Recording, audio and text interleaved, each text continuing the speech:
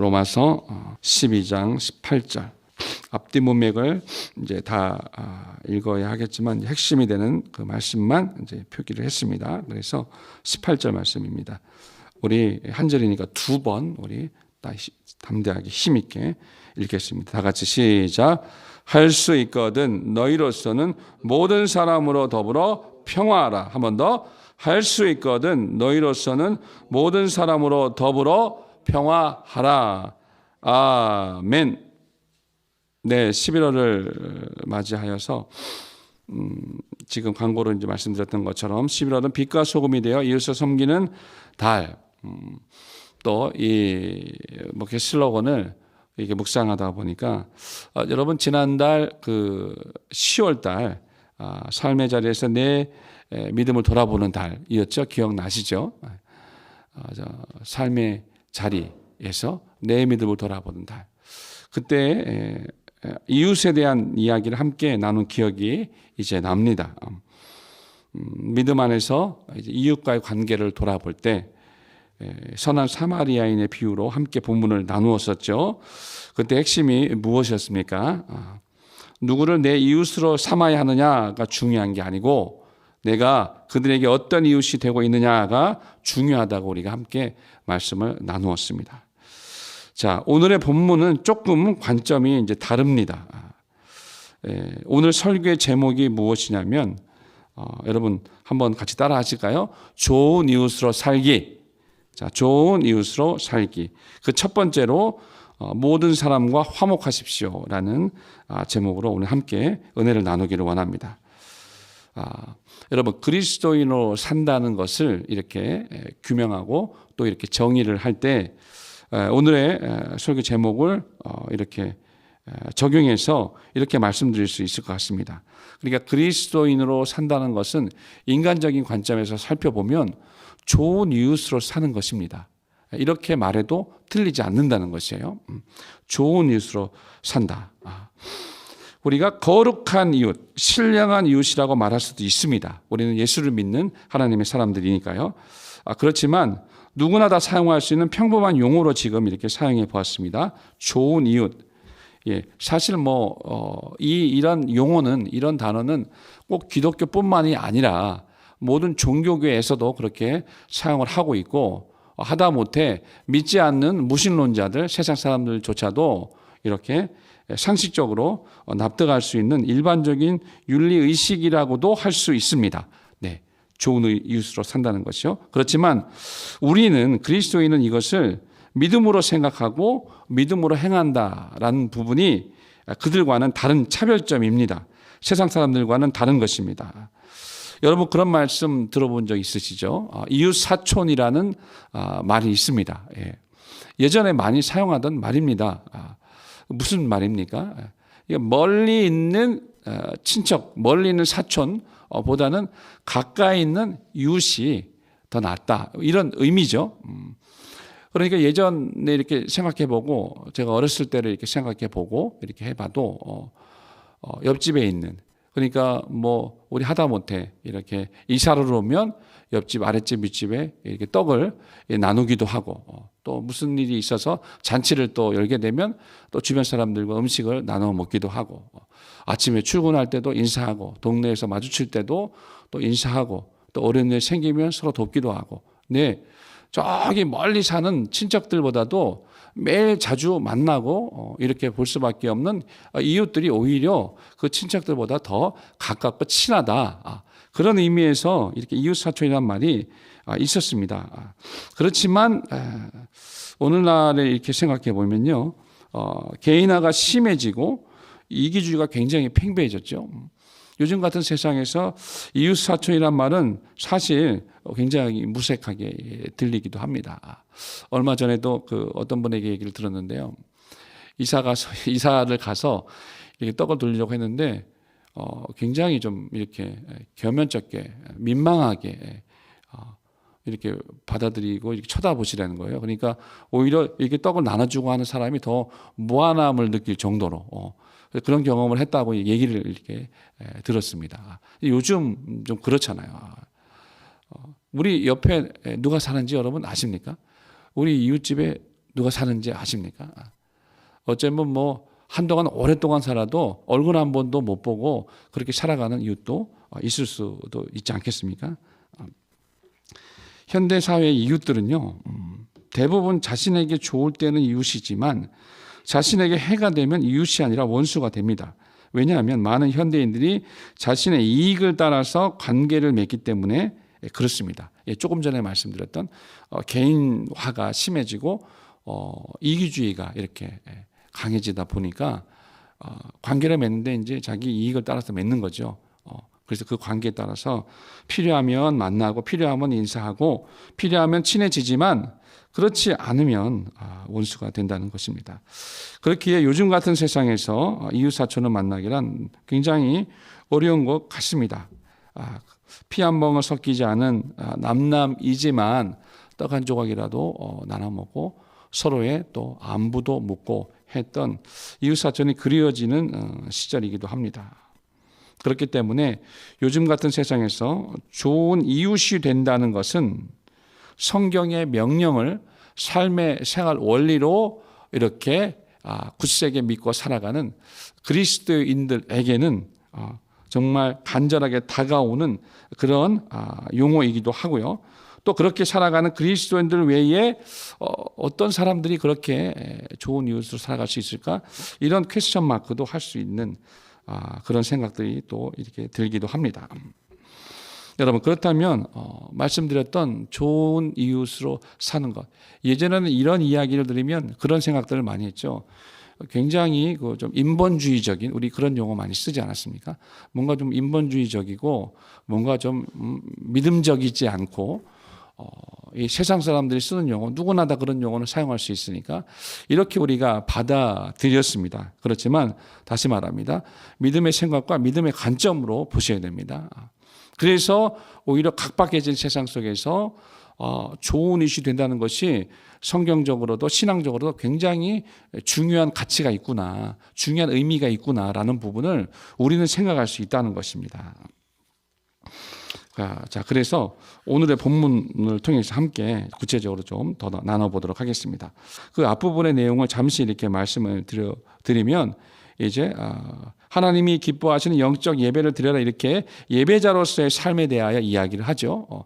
로마서 12장 1절 2절 그렇게 이야기를 합니다. 그래서 이 세대를 본받지 말고 마음을 새롭게 함으로 변화를 받아서 하나님의 기뻐하시고 온전하시고 선하신 뜻을 늘 성령으로 깨달아 분별하고 하나님을 참 마음으로 그렇게 영적 예배 드리는 예배자의 삶을 살아라, 이렇게 이야기를 하면서 어떤 이야기들을 계속해서 해주고 있냐면 이제 그리스도 안에 있는 공동체에 대해서 이야기를 합니다. 먼저는 그리스도 안에서 우리가 서로 지체라는 것을 생각할 것에 대하여 말씀해 주고 계십니다. 우리가 그리스도 안에서 서로 지체라는 것이죠. 그래서 9절 이하에 보시면 말씀을 합니다. 사랑에는 거짓이 없어서 악을 미워하고 선에 속하여야 한다. 그리고 형제를 사랑하여 서로 우애하고 존경하기를 서로 먼저 하며 부지런하여 게으르지 말고 열심을 품고 주를 섬겨라. 소망 중에 즐거워하며 환난 중에 참으며 기도에 항상 힘쓰며 성도들의 쓸 것을 공급하며 손 대접하기를 힘쓰라. 그러니까 그리스도 안에서 우리가 서로 지체라는 사실을 첫 번째로 인식을 해야 되는 부분이 있고요. 그리고 지체이기 때문에, 지체는 뭡니까? 가족 같은 사람들이라는 거예요. 가족 같은 사람들이기 때문에 우리가 가족을 미워하진 않죠. 네. 가족은 정말 혈연이고 내가 사랑해야 할 그런 대상이기도 합니다. 가장 먼저 사랑해야 될 대상이 가족 아니겠습니까? 그러니까 그리스도 안에서 지체의식을 가져야 하고, 그렇기 때문에 서로 우애하고 서로 존경하기를 먼저 하고 성도들의 쓸 것을 공급하고 그렇게 사랑하라라고 이렇게 말씀하고 계신데요.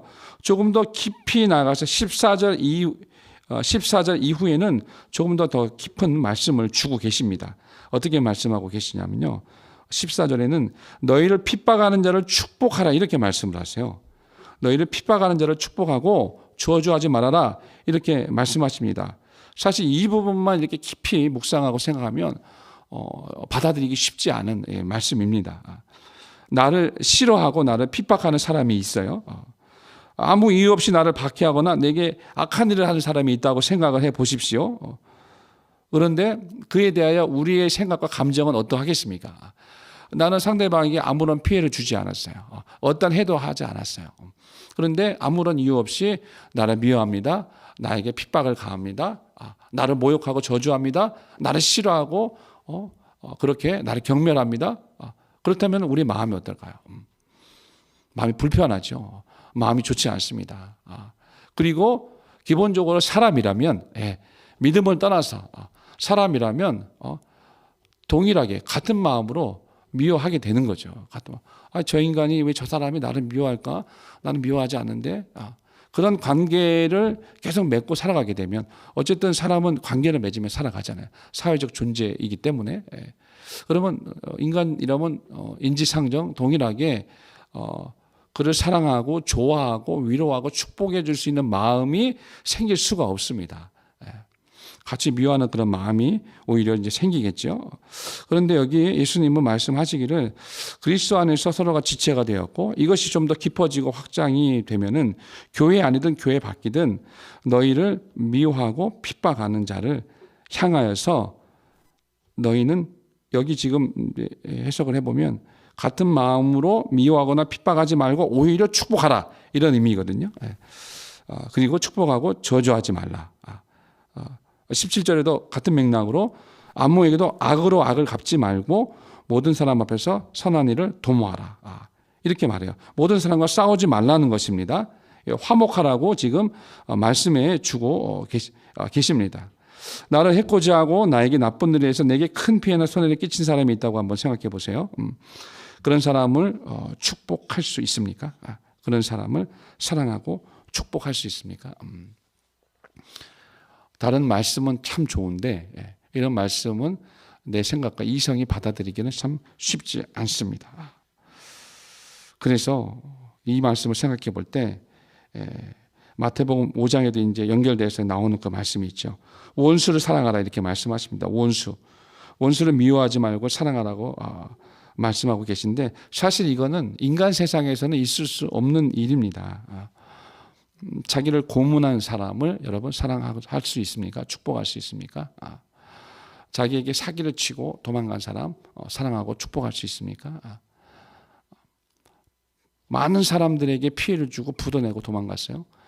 그 사람을 위하여 간절히 축복하고 사랑할 수 있습니까?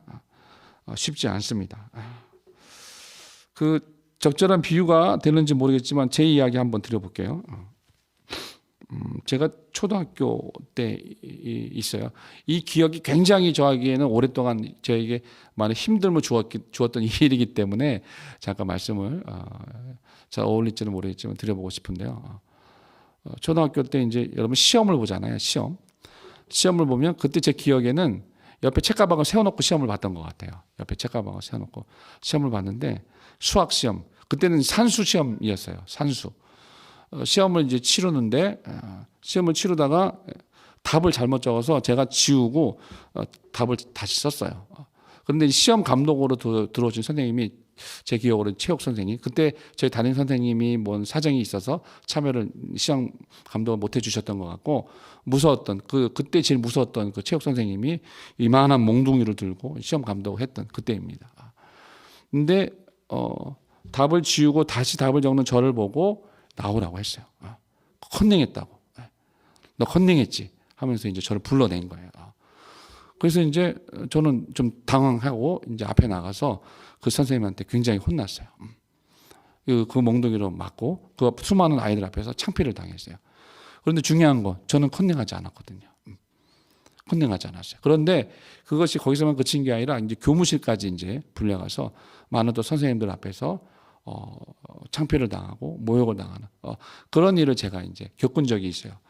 그런데 이것이 굉장히 크게 상처가 됐습니다. 왜냐하면 나는 결백했거든요. 나는 결백했고 그런데 그 선생님은 저를 이제 정죄하신 거죠. 내가 너를 봤다. 너 컨닝하는 거 봤다. 그러니까 나와라. 그래서 이제 거기서 이제 흠씬 두들겨 맞고 선생님들과 아이들 앞에서 친구들 앞에서도 창피를 당하고. 근데 이것이 기억이 굉장히 오래 갔어요. 이것이 굉장히 오래 가고 그 선생님이 너무 싫고 미운 거예요. 제가 이제 예수 믿고 나서 성인이 되어서 기도하다가 이제 그분에 대해서 이제 용서하고 마음의 평안과 이제 위로를 이제 얻었지만 그 이유 없이 아무런 내가 뭐 나쁜 짓을 한 것도 아닌데, 그리고 중요한 건 나는 거짓으로 말하지 않았습니다. 그분이 내 이야기를 들어주지 않고 믿어주지 않았다는 것이 너무나 막 마음이 아팠어요. 본인의 그 시각과 판단으로 결정한 부분을 밀어붙이셨지 제 이야기를 들어주지 않았어요. 믿어주지 않았던 거죠. 그래서 그런 억울함을 저는 당했다고 여겼고, 많은 이들 앞에서 이제 창피를 당했다고 여겼고, 그래서 그것이 한동안 이제 오래 이렇게 갔어요. 그런데 예수를 믿고 이제 성인이 되어서 이제 용서를 하게 되고, 마음으로는 용서를 하게 되고, 또 마음으로 그 사람을 축복하게 됐죠. 그러니까 이제 해결이 되더라고요. 왜냐하면 정말 되게 영적인 것 같아요. 그런 부분은 사실. 예. 마음 가운데 이렇게 마음에 걸리는 사람들이 있을 수 있잖아요. 우리가 관계를 맺다 보면 사회생활을 하고 신앙생활을 하고 교회 안에서도 마찬가지입니다. 직장생활도 마찬가지고 가정에서도 마찬가지입니다. 예. 관계를 맺으며 살다 보면 사람과의 관계 안에서는 항상 좋은 일도 있고 위로가 되고 또 기쁜 일도 있고 또 즐거운 일도 많이 있지만 또 서로 상처를 주고 마음에 아픔을 주는 그런 일들이 있고 그런 관계들이 맺어질 때가 있거든요. 그러면 사람들은 다분히 자기 중심적이라 자기 중심적으로 이해를 하고 또 받아들이게 돼요. 그러면 내가 받은 상처에 대해서 굉장히 이제 골몰하게 되죠. 내가 받은 아픔에 대해서, 피해에 대해서 굉장히 골몰하게 되죠. 다른 사람 생각하지 못합니다. 그러니까 그런 마음으로 어떻게 상대방과의 관계 안에서 평안을 누리고 또 화목을 하고 축복을 할 수 있겠습니까? 사실 어려운 부분이거든요. 여러분 생각해 보세요. 여러분은 피박하고 여러분과 사이가 좋지 않아요? 여러분에게 악감을 품고 있는 사람들이 있어요. 그런데 주님은 말씀하시기를 그것을 정확히 내 마음을 알고 계셨는지, 내가 그 부분에 대해서 마음 아파하고 있을 때 그 부분에 대해서 마음에 걸려서 고민하고 번민하고 있을 때에 말씀을 이렇게 해주시는 거예요. 그를 미워하지 말고 오히려 그를 위하여 그를 저주하지 말고 축복하라. 사실 이성적으로는 이거 사실 납득이 잘 안 됩니다. 그렇지만 그렇게 하라고 말씀하십니다. 축복하라고. 왜 그런지 아세요? 우리가 그리스도인이기 때문에 그런 것입니다. 그 이유가 그거 하나예요. 우리가 예수를 믿는 하나님의 자녀이기 때문에 그런 거예요. 세상 사람들과 구별된 하나님 나라의 백성들이기 때문에 그렇습니다. 그래서 마침내 하나님 자녀는 모든 사람과 화목해야 함을 우리로 깨닫게 해주고 계신 것입니다. 모든 사람과 어떠한 관계를 맺어야 하는지를 말씀해 주고 계신 것입니다. 사랑하는 여러분, 말씀드릴게요. 모든 사람과 화목하십시오. 적을 만들지 마십시오. 저와 여러분은 피스메이커입니다. 피스메이커. 잘 많이 들어보셨죠? 피스메이커. 중재자, 어떤 조정자, 또 평화를 만드는 사람, 이런 뜻입니다. 그래서 오늘 그 본문에도 뭐라고 말씀하고 있냐면, 할 수 있거든 너희로서는 모든 사람과 더불어 평화하라. 이 개정 성경에는요, 할 수 있거든 너희로서는 모든 사람과 더불어 화목하라, 이렇게 말씀하고 있고요. 이걸 조금 더 잘 납득하고 이해할 수 있게 말씀드리면, 이 세번역 성경에는 여러분 쪽에서 할 수 있는 대로 모든 사람과 더불어 화평하게 지내십시오. 현대인의 성경에는 가능한 최선을 다해서 모든 사람과 사이좋게 지내십시오. 이렇게 말씀해요. 네. 여기에 전제가 있어요. 잘 보시면. 그러니까 여기 앞서들에 할 수 있거든 이렇게 말씀하셨죠. 할 수 있거든, 이게 무슨 말입니까? 그러니까 모든 사람과 지금 화평하라고 얘기하셨어요. 화목하라고 얘기하셨어요. 그런데 할 수 있거든. 즉 여기 현대인 성경에 있는 것처럼 최선을 다해서 내가 할 수 있는 한, 이게 무슨 말이냐면 최선을 다해서 화목하고 화평하도록 힘쓰고 애써야 되는데 이 거룩을 벗어나지 않는 범위 내에서라는 이야기예요. 거룩함을 벗어나지 않는 이 범위 내에서. 그러니까 거룩함을 상실하면서까지 화목하고 화평하라는 말이 아닙니다. 화목함을 위해서 진리를 포기하라는 말이 아니라는 것입니다. 이런 걸 생각해 보시면 되겠죠, 여러분. 다니엘 시대에 사드락과 메삭과 아벳느고, 다니엘의 세 친구죠. 이제 금신상을 섬겨야 하는 그런 위태로운 지경에 처했습니다. 느부갓네살 왕의 또 명령에 의해서 이제 금신상에게 절을 해야 되잖아요. 3장에 보면 나오잖아요. 그런데 어떻게 했습니까?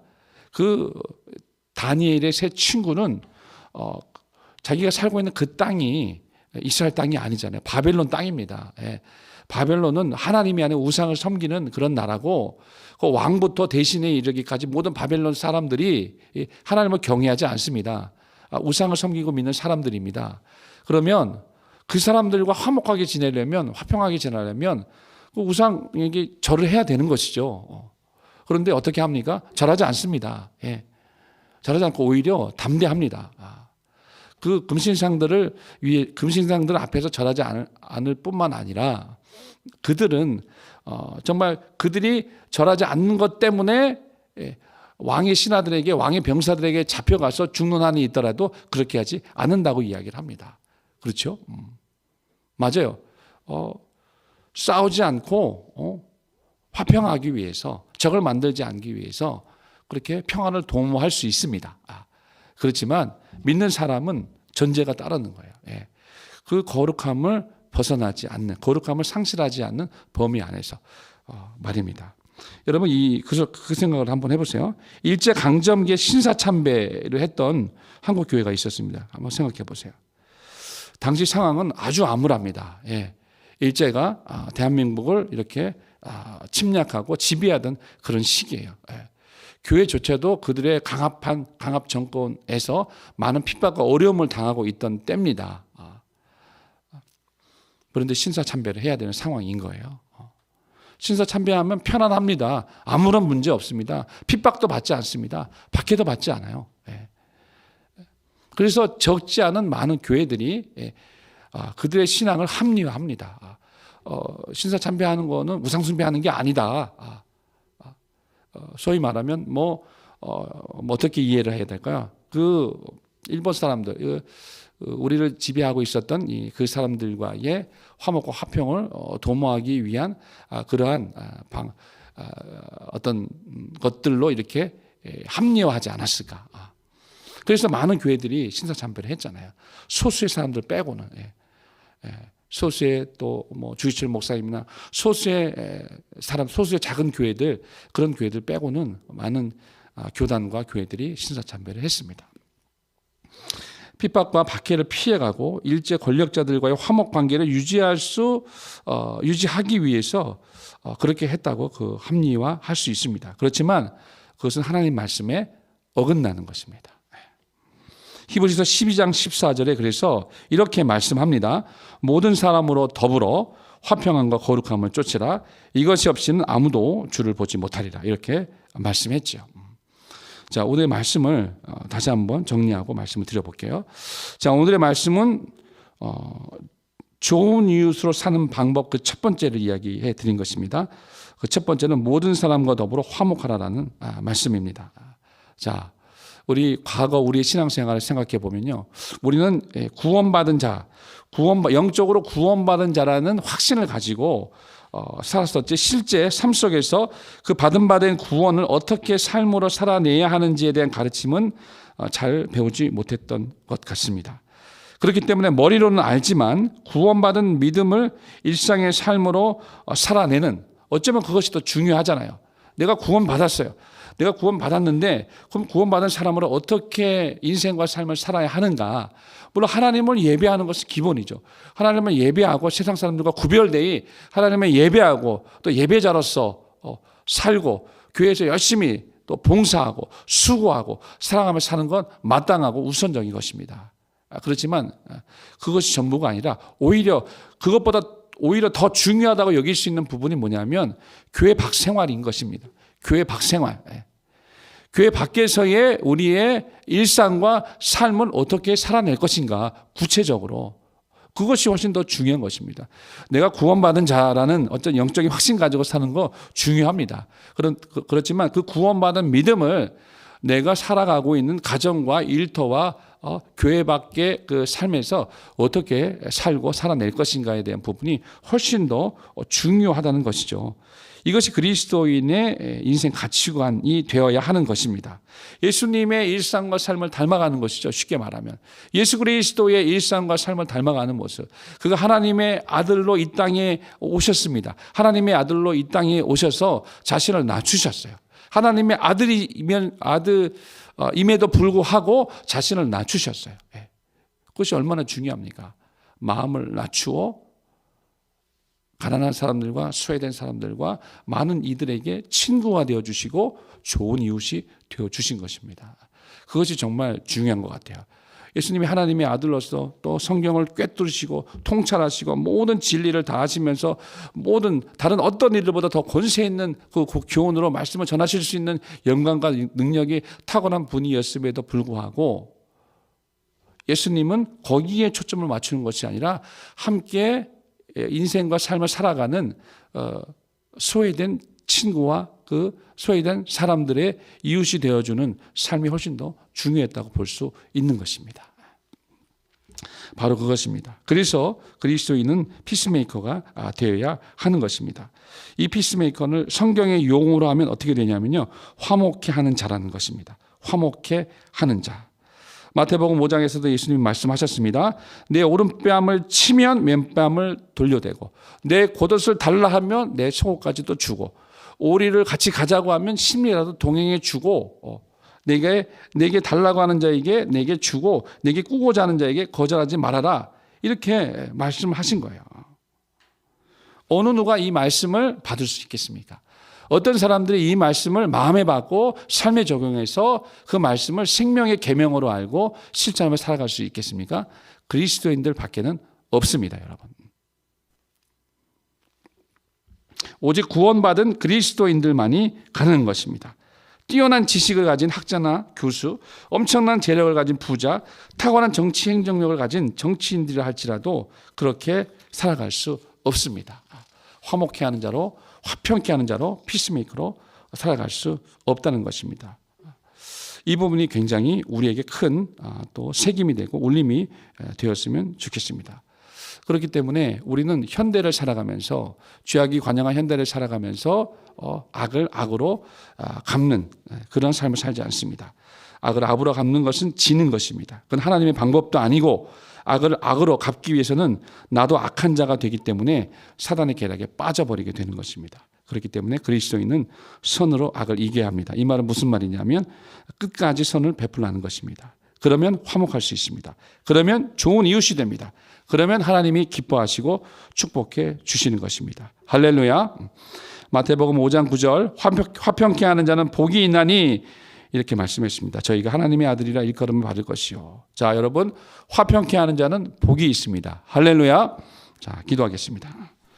이 시간 우리 기도하실 때 하나님은 믿음이 훌륭한 그 어떤 사람이 피스메이커 화목케 하는 자가 아니라 우리를 향하여서 말씀해 주고 저와 여러분을 향해서 그렇게 말씀해 주고 계신 것입니다. 먼저 우리가 기도할 때는요, 그렇게 기도했으면 좋겠습니다. 먼저는 이웃과 불화하고 잘못했던 일들이 있지 않겠습니까? 이런 부분들을 좀 돌아보면서 우리가 회개하고 또 화해할 수 있기를 구했으면 좋겠습니다. 그리고 우리를 둘러싼 모든 사람들과의 관계 안에서 우리가 화목할 수 있도록, 화평에 힘쓴 자 될 수 있도록, 또 거룩한 믿음의 사람들로서 온전히 화평케 한 자로 살아갈 수 있는 우리의 삶이 되게 해달라고 주여 한번 하시고 통성으로 기도하겠습니다.